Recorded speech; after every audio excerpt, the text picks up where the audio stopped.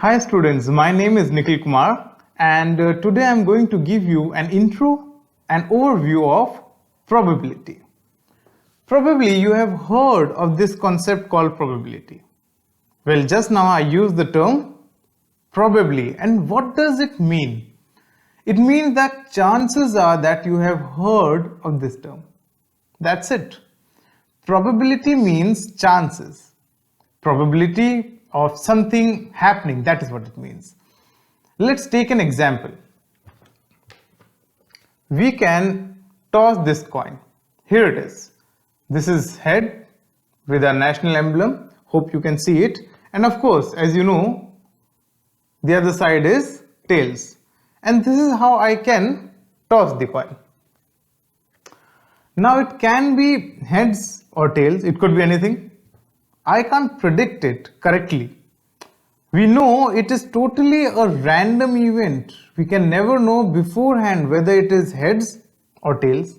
So what do? We start with determining the chances of it being heads or tails. Yes, we are talking about the chances, that is probability. So what are the chances? Even a layman can say 50-50. Those are the odds of heads showing up, or you can call it simply probability. Let's have a look at how we can define probability. Let's focus on the probability of getting a head during the toss. There are two results that can show up when we toss a coin. Either head or tail, that's it. So in total there are two events, head and tail, but we are interested in only one event, which is head. So in numerator we will keep the number of events we are interested in, and in denominator we will keep total number of all the events possible. So the probability of head would be 1 out of 2. In percentage it would be 50%. Let's also make it a formula. Probability of event to happen, which is P of E, equals number of favorable outcomes divided by the total number of outcomes. Now I would encourage you to run an experiment. Toss the coin for 10 times to start with and see how many times do you get head. It could be anything, maybe 7 times head and 3 times tail, or vice versa. There is a very slight chance that you may get all 10 heads or 10 tails too, but that would happen rarely. Then run the experiment for 100 times.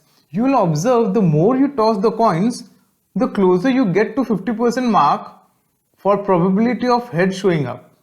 So that means if you toss the coin for a very large number of times, then you will get probability of getting head very close to 50% or simply half. Now let's take the example of a die. When you throw a die, there can be 6 outcomes. The die can show 1 or 2 or 3 or 4 or 5 or 6. Let's say you want to find the probability of 1 showing up.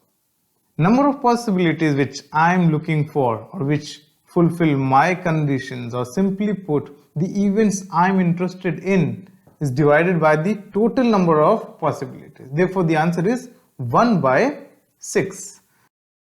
If I ask what is the probability of an even number showing up on the die, then there are 3 even numbers from 1 till 6, which are 2, 4 and 6. Hence the number of possibilities which I am looking for, or which fulfill my conditions, are 3, which are 2, 4 and 6. These are the 3 numbers, so 3 conditions I am looking at. Number of total possibilities is still 6. So the answer is 3 divided by 6, which is half, or which is equal to 50%. Alright, now let me ask you, what is the probability of 7 showing up on the die when it is rolled? This may sound senseless, of course, because we don't have 7 on a die. Anyway, so possibilities of 7 showing are 0. Total number of possibilities is still 6.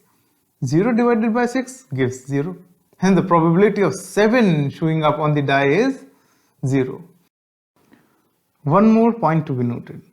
The probability of an event always lies between 0 and 1.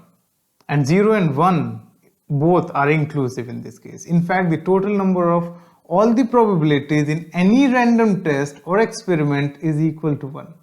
What this means is, when we toss a coin, then probability of head plus probability of no head is equal to 1. Or we can say that probability of head plus probability of tail will give you 1, which is 100%. I mean, this is the sure shot. Whenever you toss a coin, it will always be either a head or a tail for sure. It's time to do a question now for you students. Try this one out. The question is on the screen. First, pause the video and then quickly go through the question. Then solve it. Once you are done with it, then unpause the video to view the complete solution along with explanation. Okay students, be quick. Your time starts now.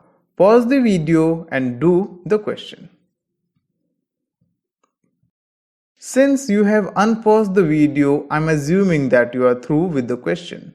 Let's discuss the solution now. Well, the question says, from a box of green and white marbles, the probability of picking a green marble is x by 3. Find x if the probability of picking a white marble is 1 by 3. So we have a box and there are two types of marbles, green and white. The probability of picking any white marble is 1 by 3, which is given in the question. The probability of picking a green marble is given in terms of x, and we have to find the value of x in this question. We know that there are only green and white marbles. Let's go back to the rule which states that the total of all probabilities in any random test or experiment is equal to 1, which means probability of selecting green marble plus probability of selecting white marble is equal to 1. Let's replace the values in this equation. Probability of selecting green marble is given as x by 3 and that of white marble is 1 by 3. Therefore, x by 3 plus 1 by 3 is equal to 1, which is same as x plus 1 within brackets divided by 3 is equal to 1, which if we simplify further, we get x plus 1 is equal to 3, which is same as x equal to 2. Hence our answer is x is equal to 2. That is the value of x. That was all students. My name is Nikhil Kumar. For any doubts or queries, you can leave a comment or contact me on the numbers and email IDs that are displayed on the screen. We'll keep on coming with more such videos. Till then, keep studying, keep practicing. Goodbye.